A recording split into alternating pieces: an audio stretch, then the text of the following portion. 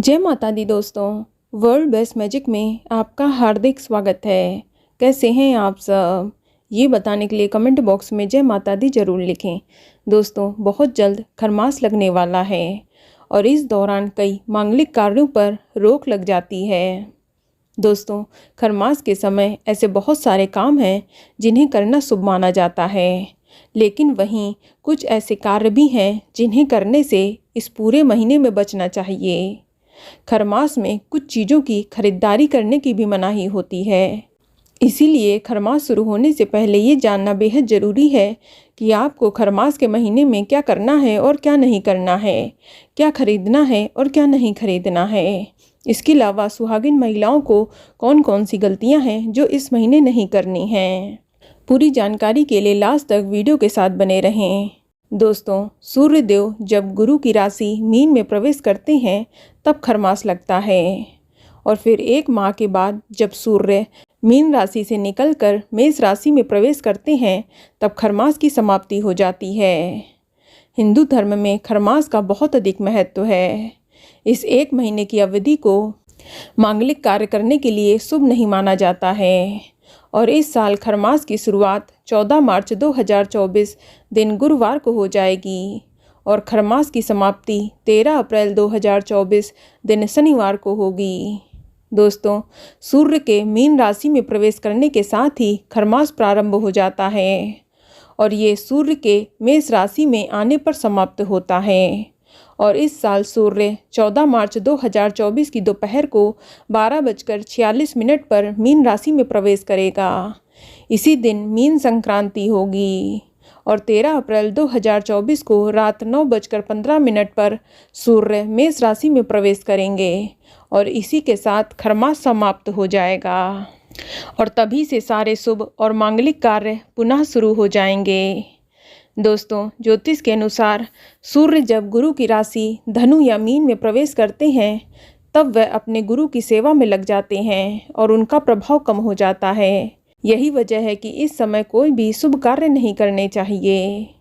माना जाता है कि खरमास के दौरान गुरु का बल कमज़ोर हो जाता है और शुभ कार्य के वक्त सूर्य और गुरु दोनों ही शुभ स्थिति में होना बहुत ही ज़रूरी है।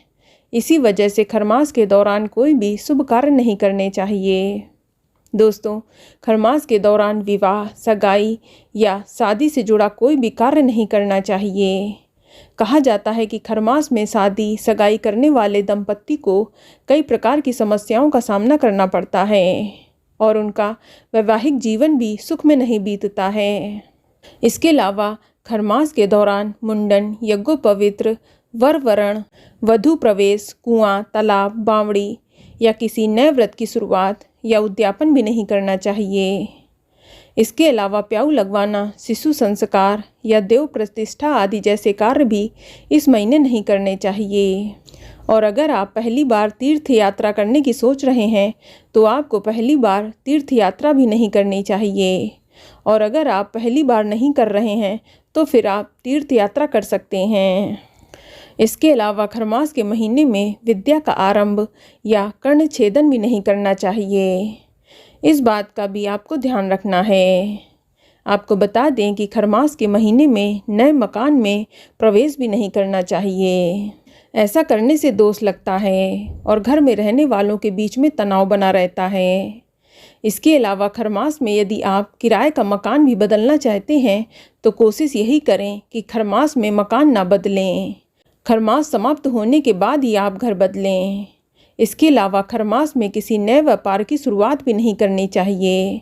ऐसा करने से सफलता के रास्तों में बाधा आती है और आपको नए कार्य में काफ़ी संघर्ष भी करना पड़ता है। दोस्तों, खरमास के महीने में बहू बेटी की विदाई भी नहीं करनी चाहिए, यानी पहली बार मायके या ससुराल नहीं जाना चाहिए। इस बात का भी ध्यान रखें।